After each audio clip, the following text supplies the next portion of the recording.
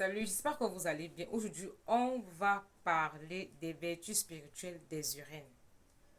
Parce que quand je demande aux gens de faire le bain des urines, il y a des gens qui me disent que, oh, tata, j'ai vu la vidéo d'un monsieur qui a dit que les urines, ce sont les déchets, qu'on ne peut pas se laver avec, patati patata. Je vous dis toujours ici que chaque chose a un côté positif et négatif. Et généralement, il ne faut pas blaguer avec ce qui sort de l'intérieur de l'extérieur du corps de l'homme. Il ne faut pas blaguer avec la salive, les larmes, les urines, les selles, le sang, la transpiration. Il ne faut pas blaguer avec ces choses-là. Les menstrues même de la femme. Il ne faut pas blaguer avec ces choses-là.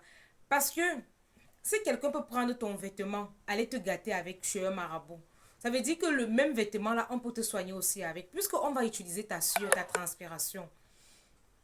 C'est rien d'autre. On va utiliser ta sueur, ta transpiration.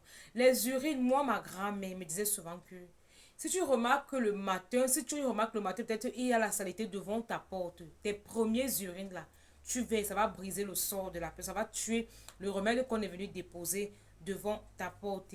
Grand-mère me disait aussi que quand tu as un enfant qui tombe beaucoup malade, toi la mère, tu laves l'enfant là avec tes urines. Mais ce n'est pas un truc qu'on fait constamment.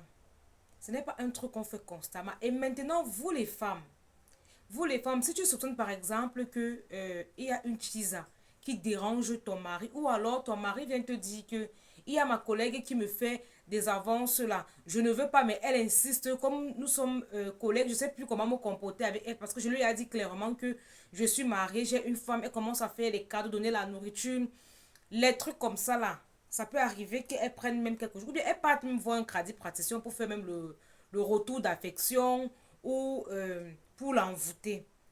Alors la femme est autorisée à pisser dans de l'eau et donner à l'homme pour qu'il se lave avec. Ça tue le charme. Ça tue le charme que la chisa de dehors a fait. Ça, c'est ce que moi, ma grand-mère m'avait appris.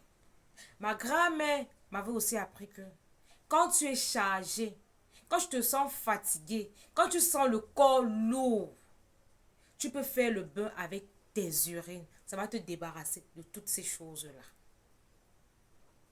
Donc, voilà ce que moi je connais. Voilà pourquoi je donne souvent le bain des urines à faire chaque début du mois. Ça, c'est pour aider les gens.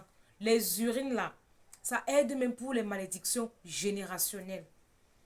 Moi, j'ai observé souvent ma grand-mère. Il y a beaucoup de remèdes que je vois souvent ma grand-mère faire devant moi. Elle prend peut-être quelque chose, les herbes, elle crache sur ça. Elle malaxe sur sa main. Elle me masse avec, ou elle met même dans mes yeux. Après, ça me soigne. Vous blaguez, on ne blague pas avec ce qui sort du corps de l'être humain, que ce soit la salive, la transpiration, le sang, les menstrues de la femme, les urines, ne blaguez pas avec. Si un ésotérique peut prendre les menstrues d'une femme pour aller faire des pratiques occultes avec, pour avoir le pouvoir, ça veut dire que tes propres menstrues aussi peuvent t'aider. Ça peut aider dans le sens positif. Mais comme vous êtes dans les églises et que vous êtes carré, vous ne voulez pas réfléchir, vous ne vous êtes jamais posé la question de savoir qu'avant que les colons arrivent, nos ancêtres louaient quel Dieu.